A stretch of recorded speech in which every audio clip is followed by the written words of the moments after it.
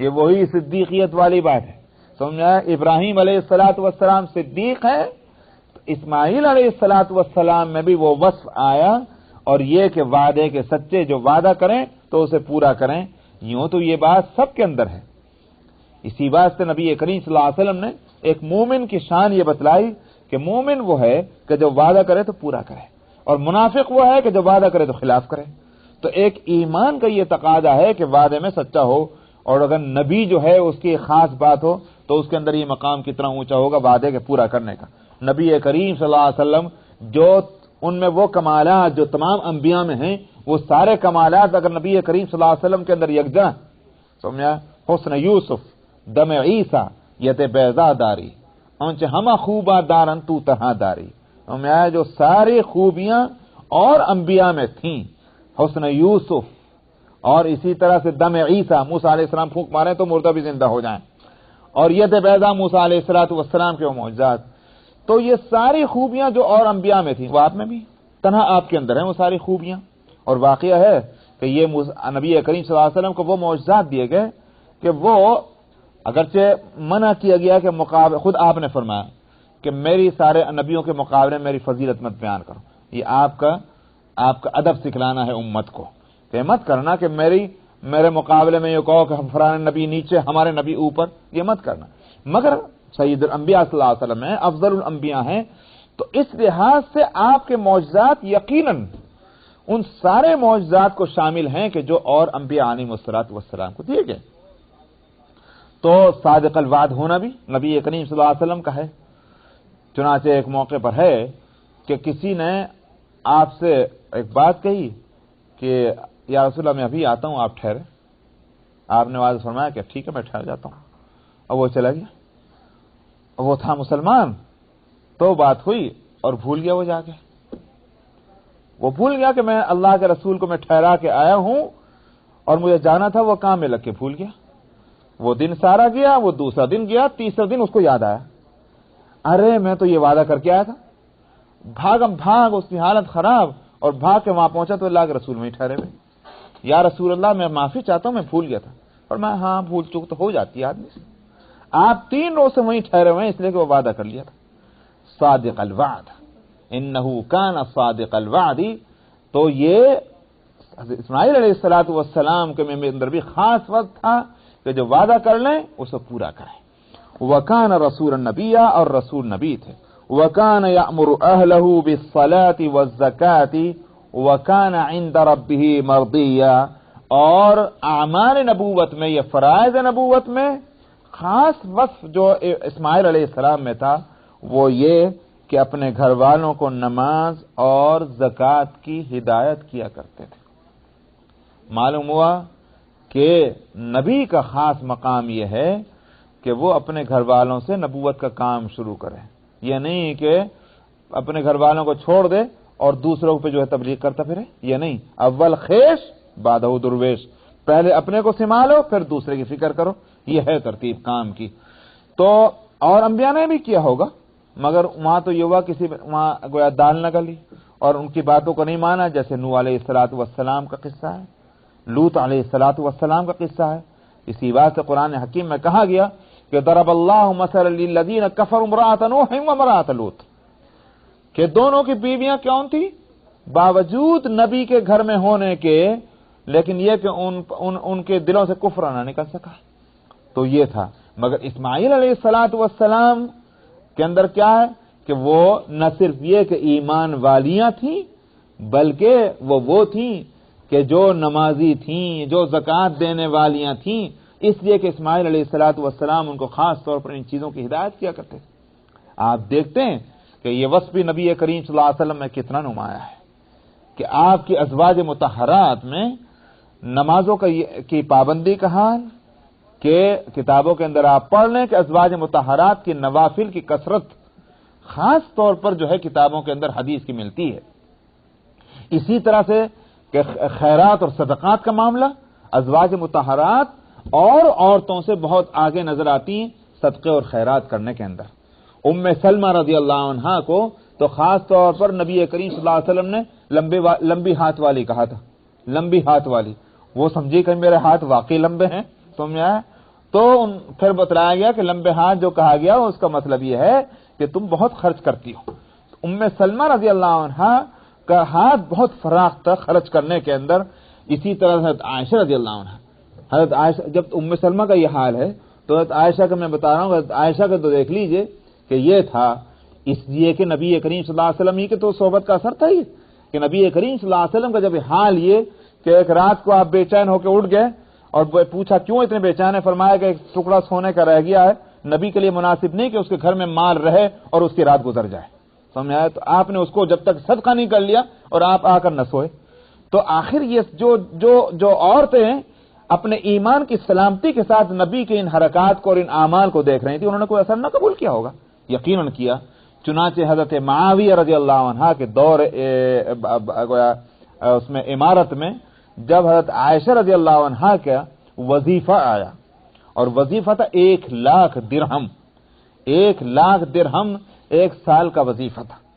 سمجھا؟ ازواج مطہرات کا خاص وظیفہ مقرر کیا گیا تھا عام عورتوں سے بڑھ کر، اس لیے کہ امہات المؤمنین ہیں. سمجھ میں آیا؟ تو 1,00,000 درہم یہ آئے ان کا سالانہ وظیفہ، تو سال بھر کا استعمال کر رکھتی.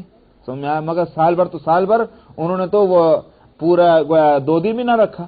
چنانچہ جب آیا وہ سارا وظیفہ وہ مال، تو اب باندی سے کہا کہ جا کر کہہ تو مدینہ کی گلیوں میں جو ضرورت مند ہے وہ آئے، اور اپنے کام میں لگ گئی، انہیں تلاوت قرآن میں اور نوافل میں لگ گئی. اس کے حوالے کر دیا باندی کے، تو جان تیرا کام جانے.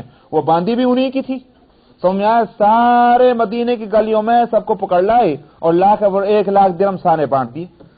اسی میں شام ہو گئی. جب شام ہوئی تو باندی سے کہا کہ میرا روزہ کھولنے کے واسطے کچھ ہے تو لیا. اس نے کہا تم نے مجھے پہلے دن میں کیوں نہیں بتایا تھا کہ تمہارا روزہ ہے، تو میں کچھ اس میں سے نکال کے رکھ لیتی. لیجئے یہ بھی نہیں ہوا. تو جن کا یہ عالم کہ 1,00,000 درہم سارے لٹا دیں تو ان کا حال کیا ہوگا. تو میں نے کہا کہ یہ نبی کی صحبتوں کا اثر تھا. تو اس لیے اسماعیل علیہ السلام میں وہ کمالات جو تھے وہ نبی کریم صلی اللہ علیہ وسلم تک کس طرح پہنچے ہیں. یہ اوصاف انبیاء کے کیوں قرآن بتلا رہا ہے. دیکھ لو اس نبی کے اندر، اس نبی میں صدیقیت ہے کہ نہیں، اس نبی میں صادق الوعد ہے کہ نہیں، اس نبی کے اندر زکوٰۃ اور نماز کی ہدایت کا وصف ہے کہ نہیں. یہ اوصاف اس کے اندر ہیں. یہ ہے ملت ابراہیمی پر، یا تم ہو بے وقوف ملت ابراہیمی پر کہ جو تم نماز کے خلاف، زکوٰۃ کے خلاف، تم مال کے اندر کنجوس ہو، ایک دمڑی خرچ کرنے کو تیار نہیں، پھر تم کہتے ہو کہ تم دین ابراہیمی پر ہو. یہ ہے وہ باتیں بتانی، اس لیے ان انبیاء کا ذکر آیا. وَكَانَ يَأْمُرُ أَهْلَهُ بِالصَّلَاةِ وَالزَّكَاةِ. اس لیے جو ہم لوگ جو متبعین انبیاء ہیں، ہمارا شیوا کیا ہونا چاہیے. یہ نہیں کہ ٹھیک ہے جب دنیا کا مسئلہ ہے تو بڑی فکر اولاد کی بھی اور بیوی کی بھی اور شوہر کی بھی. ہمارے فرائض میں یہ آتا ہے کہ ہم ہر ایک کی ٹیک کیئر کریں، اور جب دین کا مسئلہ ہے تو ہم کہتے ہیں اس کو اپنی قبر میں سونا، ہمیں اپنی قبر میں سونا. ارے تماشا ہے بھئی. دنیا کے معاملے میں کیوں فیصلہ نہیں کرتے کہ اس کو اپنا پیٹ بھرنا ہے، مجھے اپنا پیٹ بھرنا ہے. وہاں کیوں نہیں سوچتے اس کو اپنے کپڑے پہننے، مجھے اپنے کپڑے پہننے. وہاں تو یہ کہ اپنی ساری رسپانسبلٹی کا احساس ہوتا ہے کہ ہماری ذمہ داری ہے کہ ان کو اپنے سے اونچا کر دیں. لیکن جب دین کا معاملہ آتا ہے تو سوچنے لگتے ہیں کہ اس کو اپنی قبر میں سونا ہے، اپنی قبر میں. نہیں، یہ انبیاء کا طریقہ نہیں.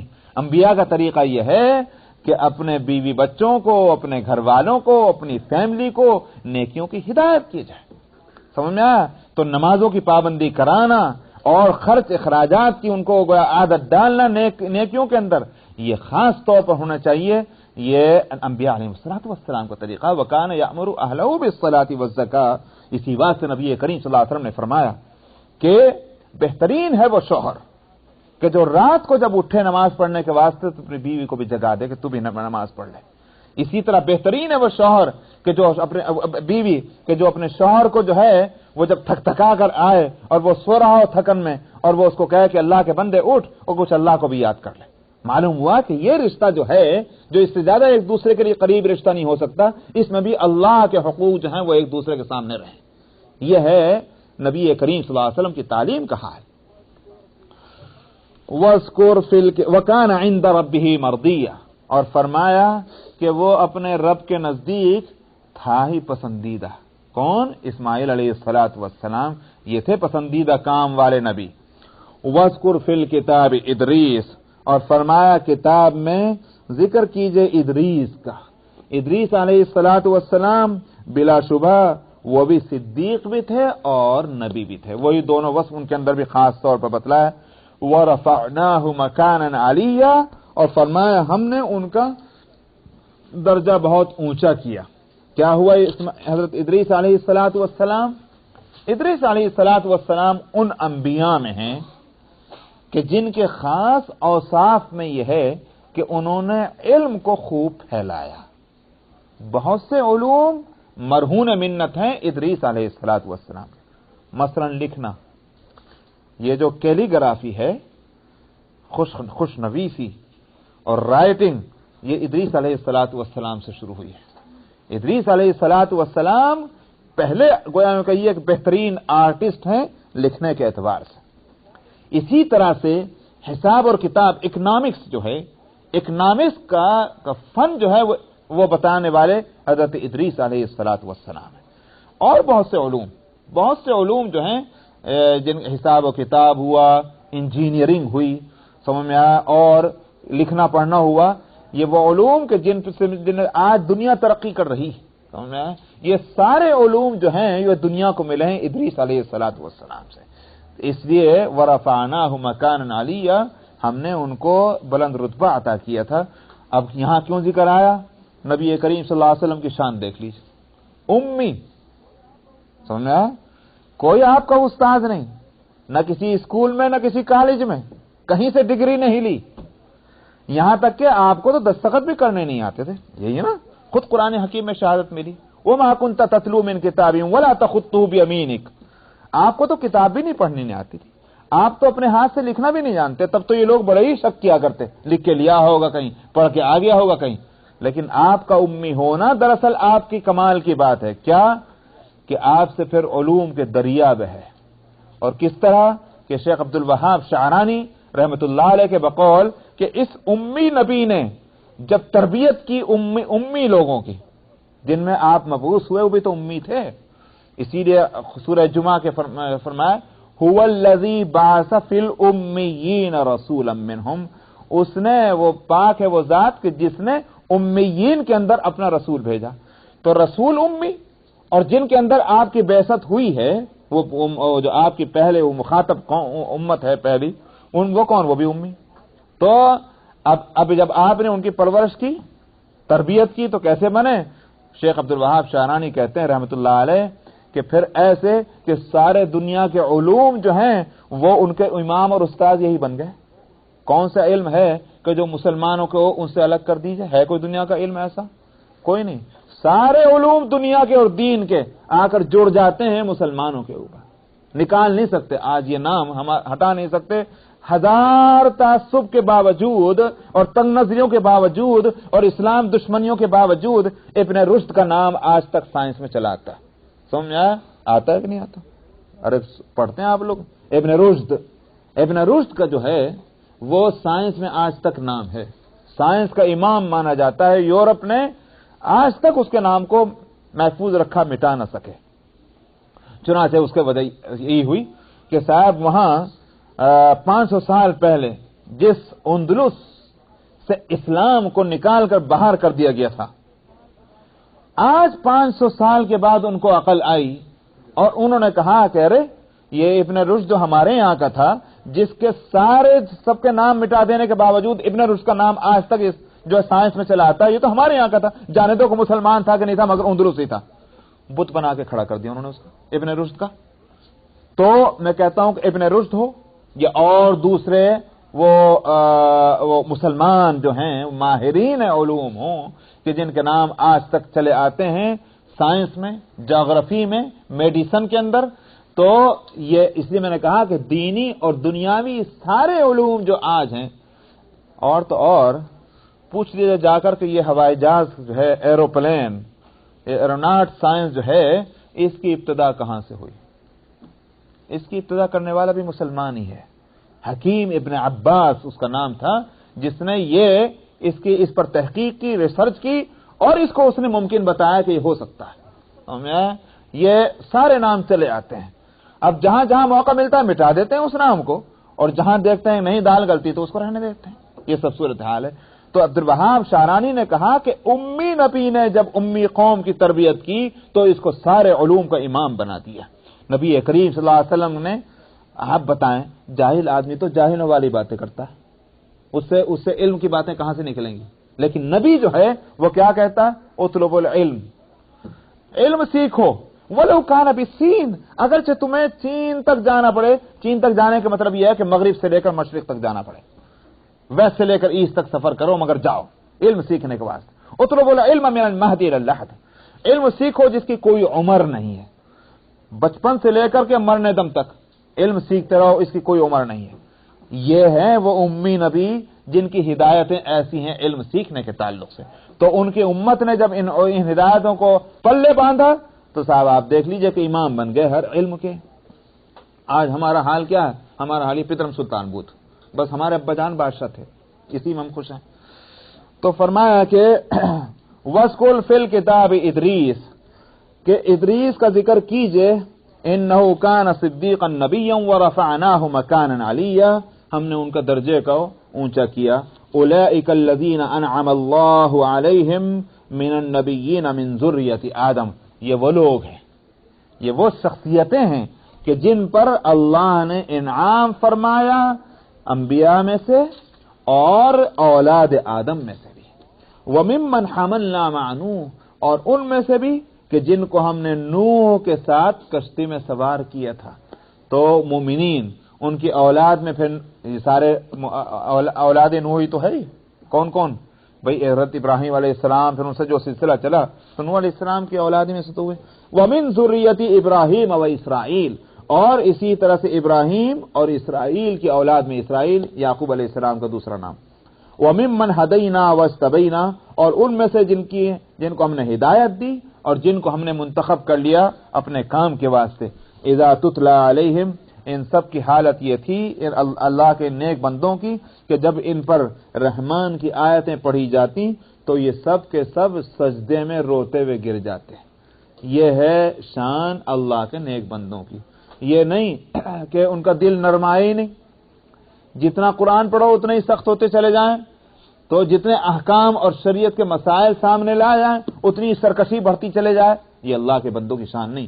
اللہ کے بندوں کی شان یہ قرآن پڑھا جائے، کتاب اللہ پڑھی جائے تو وہ ان میں نرمی پیدا ہو، ان کا دل جو ہے وہ پسیج جائے اور ان کو رونا آ جائے اور اللہ کی عبادت میں لگ جائیں اور سجدے میں پڑھیں، اللہ کو پکاریں. یہی شان بندگان خدا کی. اسی لیے صدیق اکبر رضی اللہ عنہ فرمایا کرتے تھے قرآن پڑھو رویا کرو، اگر رونا نہ آئے تو رونے والی صورت ہی بنا لیا کرو. اس لیے کہ یہ اللہ کے نیک بندوں کی حالت یہ ہے کہ قرآن پڑھنے سے ایک دل کے اندر وہ کیفیت ہونی چاہیے کہ جس سے خوف اور خشیت پیدا ہو. بس یہ ٹھیک ہے. 110 سورہ مریم آیت نمبر 59، 60. اعوذ باللہ من الشیطان الرجیم، بسم اللہ الرحمن الرحیم. فخلف من بعدهم خلف اضاعوا الصلاة واتبعوا الشهوات فسوف يلقون غيا. إلا من تاب وآمن وعمل صالحا فأولئك يدخلون الجنة ولا يظلمون شيئا. جنات عدن التي وعد الرحمن عباده بالغيب إنه كان وعده مأتيا. لا يسمعون فيها لغوا إلا سلاما وَلَهُمْ رِزْقُهُمْ فِيهَا بُكْرَةً وَعَشِيًّا. تِلْكَ الْجَنَّةُ الَّتِي نُورِثُ مِنْ عِبَادِنَا مَنْ كَانَ تَقِيًّا. وما نتنزل إلا بأمر ربك له ما بين أيدينا وما خلفنا وما بين ذلك وما كان ربك نسيا رب السماوات والأرض وما بينهما فاعبده واصطبر لعبادته هل تعلم له سميا ويقول الإنسان أإذا ما مت لسوف أخرج حيا أولا يذكر الإنسان أنا خلقناه من قبل ولم يك شيئا فوربك لنحشرنهم والشياطين ثم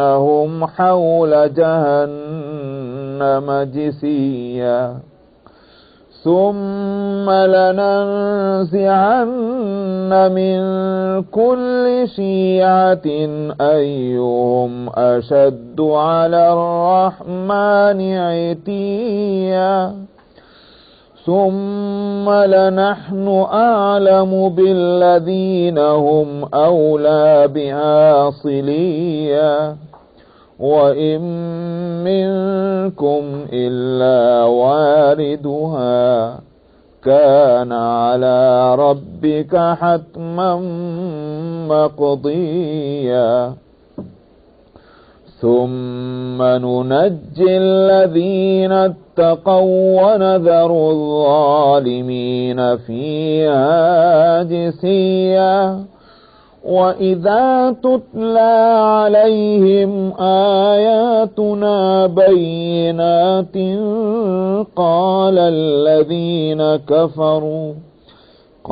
الذين كفروا للذين آمنوا أي الفريقين خير مقاما وأحسن نديا وكم أهلكنا قبلهم من قرن هم أحسن أثاثا ورئيا قل من كان في الضلالة فليمدد له الرحمن مدا حتى إذا رأوا ما يوعدون إما العذاب وإما الساعة فسيعلمون من هو شر مكانا وأضعف جندا ويزيد الله الذين اهتدوا هدى والباقيات الصالحات خير عند ربك ثوابا وخير مردا صدق الله العظيم.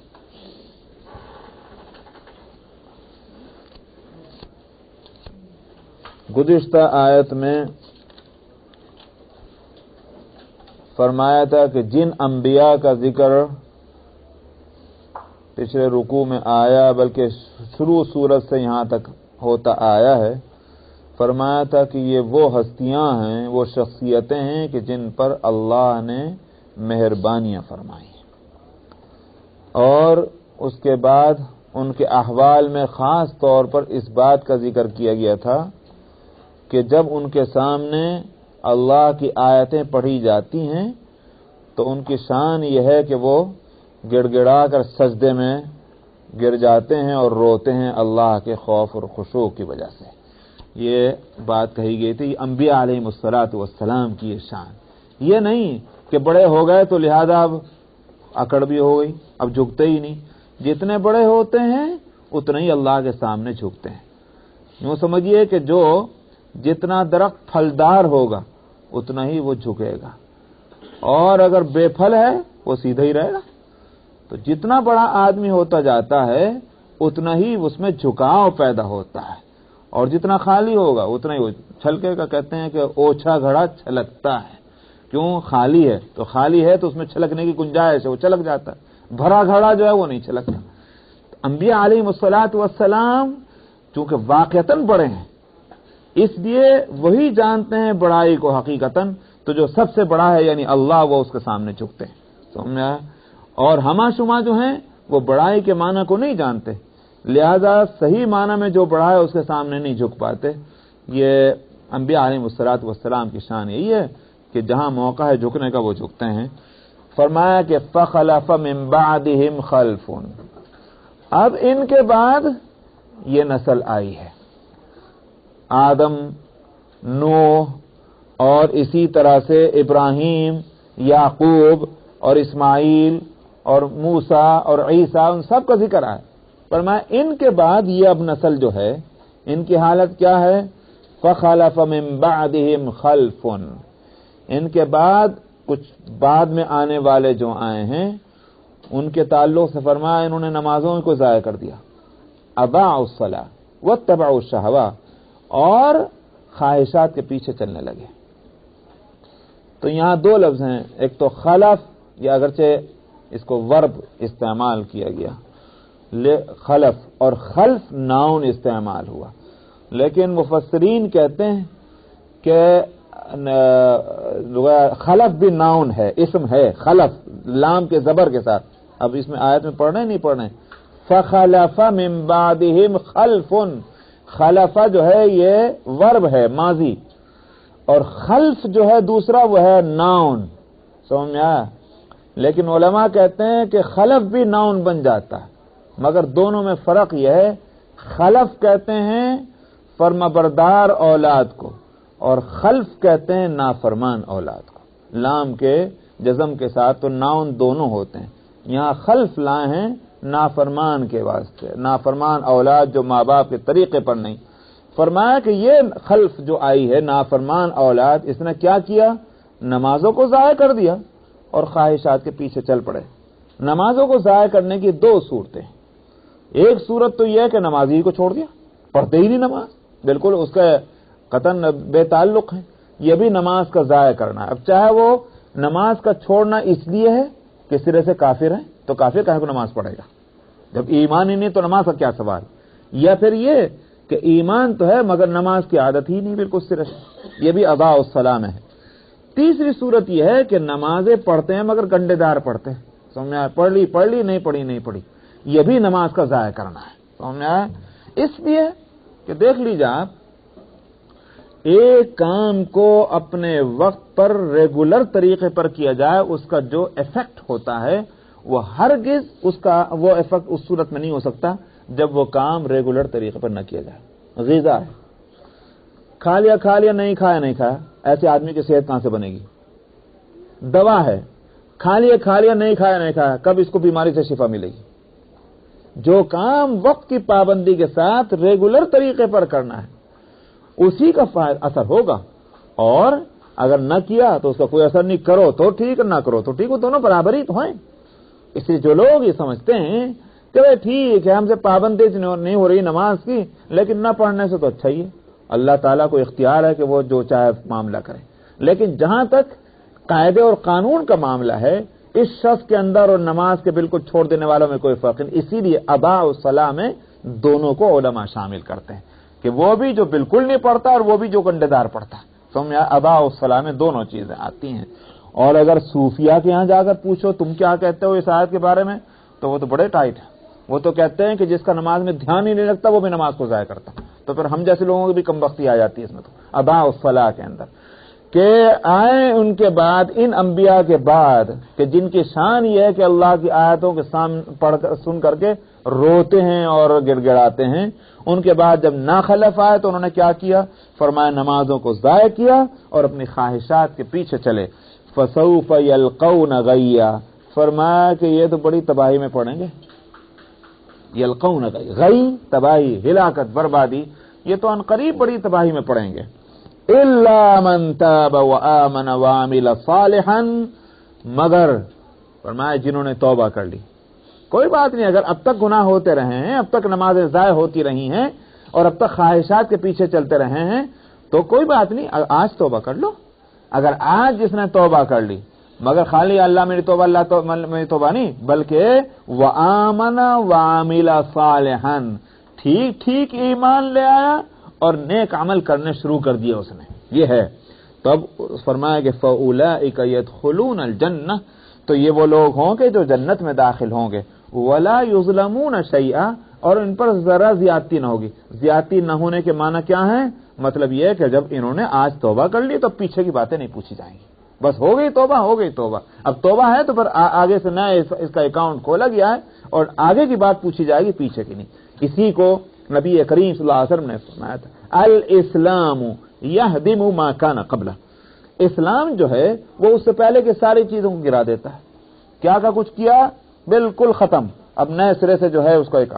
इसी तरह तौबा के बारे में फरमाया, अत्ताइबु मिन ज़म्बि कमल्ला ज़म्बला, जिसने तौबा कर ली उसके लिए ऐसा है कि जैसे इसने गुनाह किया ही नहीं था। तो तौबा के बाद नया हिसाब चलेगा। यह वला युज़लमून शैया, इन पर जरा ज्यादती न होगी, यानी पीछे का हिसाब खत्म कर दिया जाएगा। जन्नाति अदनिन लती वादर रहमान इबादहु बिल गैब, और वो कौन सी जन्नतें जिसमें दाखिल होंगे? फरमाया कि वो हमेशा रहने वाली जन्नतें होंगी, यानी कि भाई जिसको मैं कहा करता हूं कि वो एक दिन की बादशाह तो दूसरे दिन की फकीरी, वो नहीं, बल्कि हमेशा हमेशा इन जन्नतों में रहना होगा। और ये वो जन्नतें हैं जिनका अल्लाह ने अपने बंदों से बिन देखे वादा किया हुआ है। किसने देखा जन्नत को? लेकिन अल्लाह का वादा है और अल्लाह का वादा सच्चा है, और यही बंदे की बंदगी है कि देखा नहीं, मगर चूंकि अल्लाह ने फरमाया इसलिए यकीन कर लिया। और देखकर यकीन किया तो फिर अल्लाह का क्या यकीन किया? तो अपनी आंखों का यकीन किया। समझ में आया नहीं?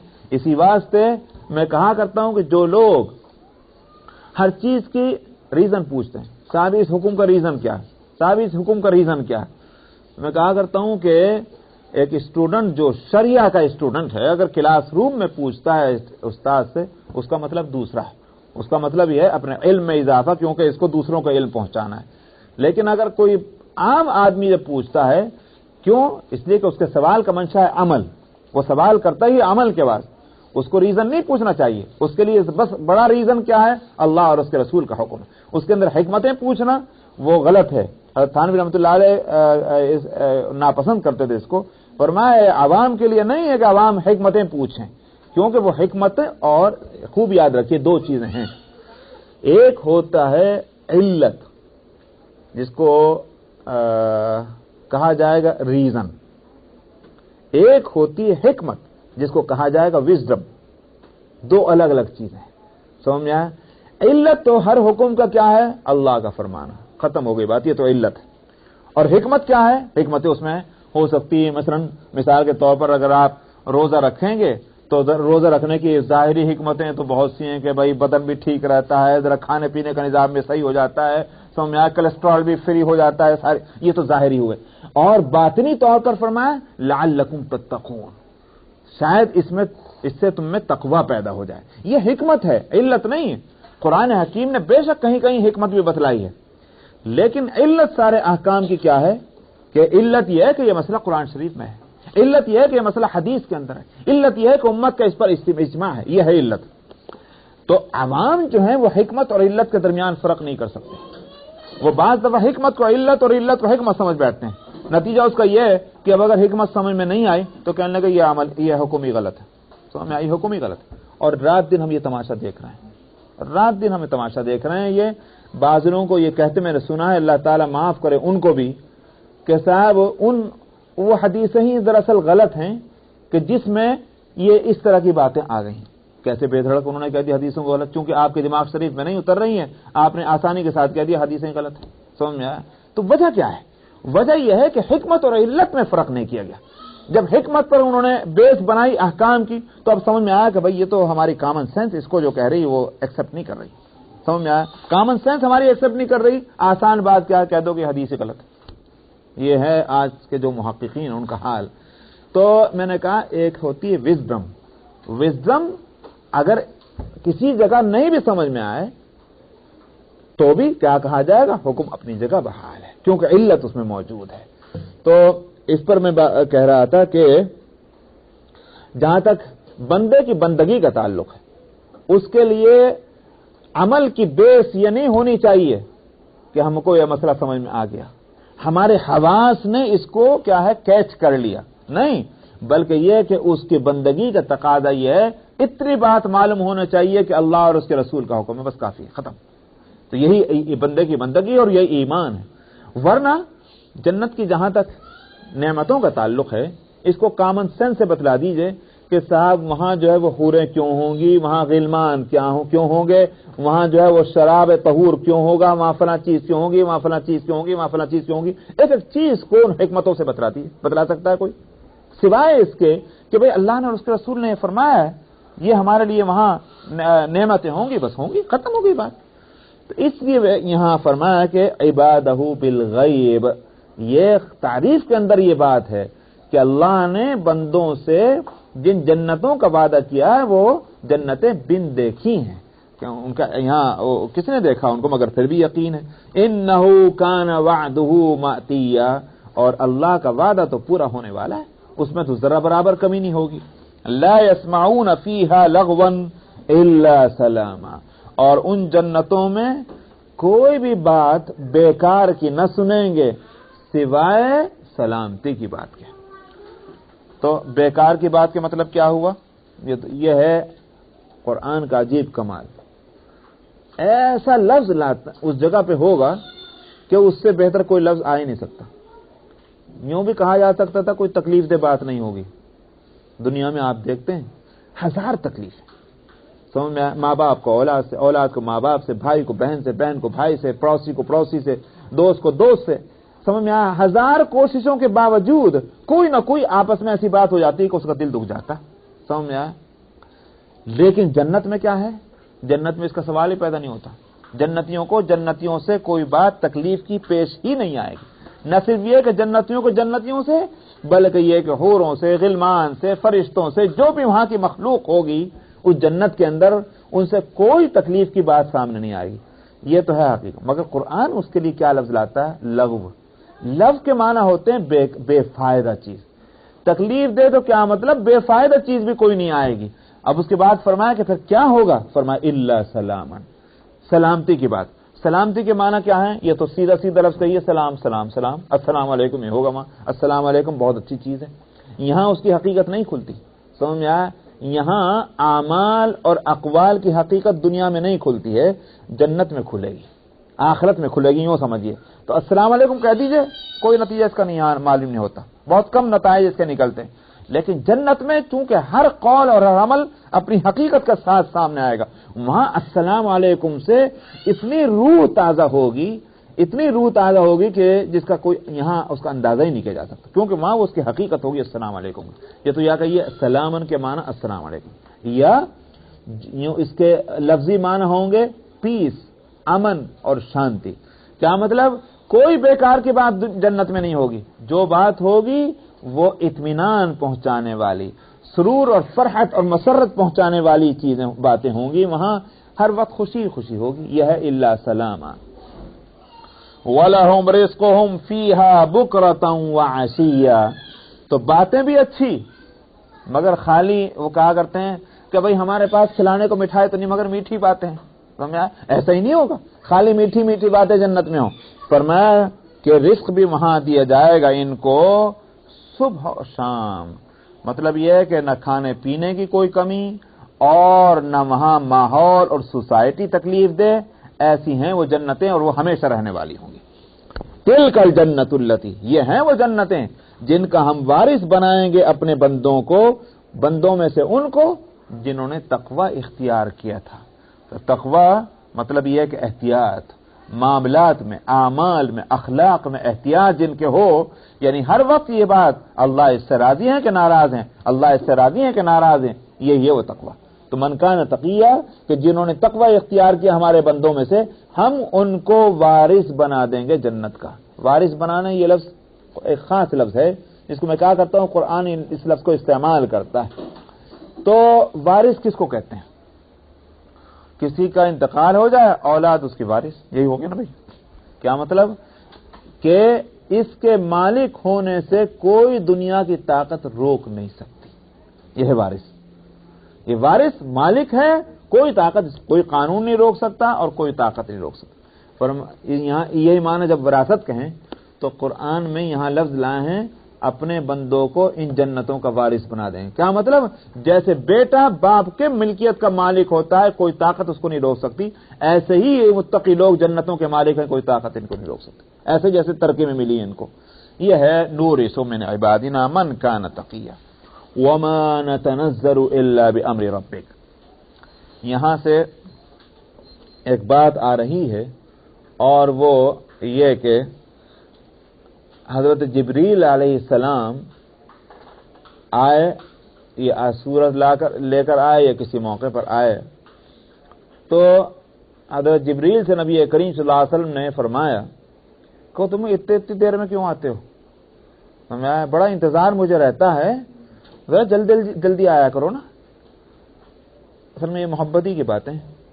کہاں تو وہ وقت تھا کہ جب پہلی وحی اتری تھی غار حرا میں تو ڈرے اور سہمے بھاگے چلے آئے گھر اور جا کر کہا زمبلونی زمبلونی اور ہلاک محمد. یہ ساری باتیں تھیں. تو کہاں تو یہ وحشت اس قدر کہ اپنے آپے میں آپ نہیں ہیں اور فرماتے ہیں کہ مجھے ہلاک ہوا. حضرت خدیجہ رضی اللہ عنہا نے تسلی دی. سمجھ میں آئے؟ بیگم بیوی بھی ہو تو ایسی ہو، خوب تسلی دی اور واقعتاً پوری تسلی کا انہوں نے اہتمام اور انتظام کیا ان کے. میں نے کہا کہاں تو ایک وقت وہ تھا اور کہاں اب یہ ہے کہ جب حقیقت کھل گئی اور راز کھل گیا کہ یہ محبوب کی طرف سے آنے والے پیغامات ہیں تو پر محبوب کا ایلچی بھی تو محبوب ہی ہوتا ہے. سمجھ میں آیا؟ جو اس کی طرف سے پیغام لانے والا وہ بھی محبوب ہو جاتا ہے. تو اللہ محبوب تو جبریل بھی محبوب. اسی واسطے تو قرآن حکیم میں سورہ بقرہ میں آپ پڑھ چکے ہیں قل من کان عدوا لجبریل. کیوں فرمایا؟ جب یہود کے کچھ لوگ آئے نبی کریم صلی اللہ علیہ وسلم کے پاس اور آ کر پوچھا یہ آپ کے پاس یہ کون لے کر آتا ہے، یہ جو آپ کہتے ہیں کہ وہی آتی ہے آپ کے اوپر، کون لے کے آتا ہے؟ آپ نے فرمایا جبریل. کہنے لگے پھر تو ہم نہیں مانتے، اس لیے کہ ہماری تو بڑی لڑائی ہے جبریل سے، یہ ہمیشہ سخت حکم لے کر آتے رہے ہمارے لیے، ہمیں انہوں نے بڑی مصیبت میں ڈالا، لہذا یہ ان سے ہماری ان کی دشمنی ہے، تب تو ہم آپ کی بات نہیں مانتے. اللہ نے فرمایا بے وقوفو، جبریل کی دشمنی کا مطلب اللہ سے دشمنی ہے. قل من كان عدوا لجبريل فإنه نزله على قلبك بإذن الله مصدقا لما بين يديه. اور فرمایا کہ آپ کہہ دیجئے کہ جو دشمن ہے جبریل کا اس کو یہ بات سمجھنی چاہیے کہ یہ اپنی طرف سے نہیں آتے، یہ تو اللہ کے بھیجے ہوئے آتے ہیں. تو جب تم ان سے دشمنی کر رہے ہو ان کے پیغاموں کی وجہ سے تو معلوم ہے تم نے اللہ سے دشمنی کر لی. تم نے غور نہیں کیا کہ تمہارا نتیجہ کیا ہوگا پھر. اس لیے جبریل سے دشمنی اللہ سے دشمنی، اور جس کو اللہ سے دوستی اس کو جبریل سے دوستی. خود بخود سمجھ میں آتی بات. اس واسطے حضرت جبریل علیہ السلام سے محبت ہونے لگی. کبھی تو یہ پوچھتے ہیں اے جبریل ذرا تم کبھی اپنی اصلی حالت میں تو آ جاؤ، میں تمہیں اپنی اصلی حالت میں دیکھ لوں. یہ ساری محبت کی باتیں ہیں. تو جبریل علیہ السلام نے اپنی اصلی حالت میں بھی دکھا دیا اپنے آپ کو. سمجھ میں آیا؟ ایسے چلے آ رہے پورا آسمان ڈھکا ہوا ہے، یہ عالم تو وحشت اور چھا گئی پوری کی پوری، تو اپنی اصلی حالت میں بھی دکھلایا. اور کبھی یوں بھی کہا کہ تم اتنی دیر میں کیوں آتے ہو، جلدی آیا کرو ذرا. اس کا جواب یہاں دیا گیا تو فرمایا کہ وما نتنزل الا بامر ربک. حضرت جبریل سے کہلوایا گیا مگر الفاظ یہاں ظاہر ہیں کہ اللہ کی طرف سے، کیونکہ معلوم ہوا یہ بات بھی خود جبریل نہیں کہیں گے بلکہ اللہ ہی کے الفاظ میں اس بات کو بھی کہا گیا کہ ہم نہیں اترتے مگر آپ کے رب کے حکم سے. ہم خود سے تھوڑی آتے ہیں کہ جب جی چاہا آ جائیں. ہمارا آنا اپنے اختیار سے نہیں ہے، آپ کے رب کے حکم سے ہم آتے ہیں. پیغام لے کر آنا ہمارا کام ہے نا. لہو ما بین ایدینا. رہ گئی بات یہ کہ صاحب اللہ میاں کو بھیجنا تھا مگر بھول جاتے ہوں شاید بھیجنا. سمجھ میں آیا؟ دیر سویر اللہ کی طرف سے ہو جاتی ہو. فرمایا کہ لہو ما بین ایدینا وما خلفنا وما بین ذلک وما کان ربک نسیا. اس کی قدرت اور علم کا حال یہ ہے کہ جو کچھ ہمارے سامنے ہے اور جو کچھ ہمارے پیچھے ہے اور جو کچھ اس کے بھی درمیان میں ہے وہ سب کچھ اللہ کی ملکیت میں ہے، اختیار میں ہے. کوئی پتا بھی نہیں اس کے اجازت کے بغیر ہل سکتا، تو ہم کہاں سے حرکت کریں گے؟ ہم چاہیں بھی تو نہیں آ سکتے یا رسول اللہ آپ کے پاس اس کے حکم کے بغیر۔ مراد یہ ہے وما کان ربک نسیا، اور آپ کا رب بھولتا بھی نہیں۔ یہ نہیں کہ پلان میں تھا کہ بھیجیں گے فلاں وقت میں محمد کے پاس صلی اللہ علیہ وسلم، مگر بھول گئے۔ فرمایا آپ کا رب بھولتا بھی نہیں ہے، تو لہذا ہمارا آنا جو ہے وہ وقت مقرر پر ہوتا ہے، 1 سیکنڈ ادھر نہ ادھر، ہم ٹھیک ٹائم ٹیبل کے مطابق آپ کے پاس آتے ہیں۔ آگے فرمایا رب السماوات والارض وما بینہما، وہ جو رب ہے وہ آسمانوں کا رب ہے، زمین کا رب ہے، اور جو کچھ آسمان اور زمین کے درمیان ہے وہ اس کا رب ہے، تو کوئی بھی چیز اس کے قدرت اور علم سے باہر نہیں۔ فاعبدہ واصطبر لعبادتہ، لہذا آپ کا کام کیا ہے؟ آپ کا کام راضی برضا رہنا ہے۔ آپ کا کام جو ہے وہ اس فکر میں نہیں پڑنا کہ محبت سے بےتاب ہو رہے ہیں جبریل آ جاؤ آ جاؤ آ جاؤ۔ آپ کا کام بندگی کا اظہار ہے، لہذا اللہ کی عبادت کرتے رہیے اور اس کی اس عبادت اور بندگی پر آپ قائم رہیے، بس یہی آپ کی شان ہے۔ هل تعلم له سمیا، کیوں؟ اس واسطے کہ اللہ کی شان جو ہے وہ نرالی ہے۔ کیا تم نے اس کے ہم صفت اور ہم شان کسی کو دیکھا؟ جانتے ہیں آپ اللہ کی ہم صفت کوئی ہے؟ سمیع اسم کے معنی ہے، ہم نام، ظاہر ہے کہ اللہ کا ہم نام تو کوئی نہیں، مراد یہ ہے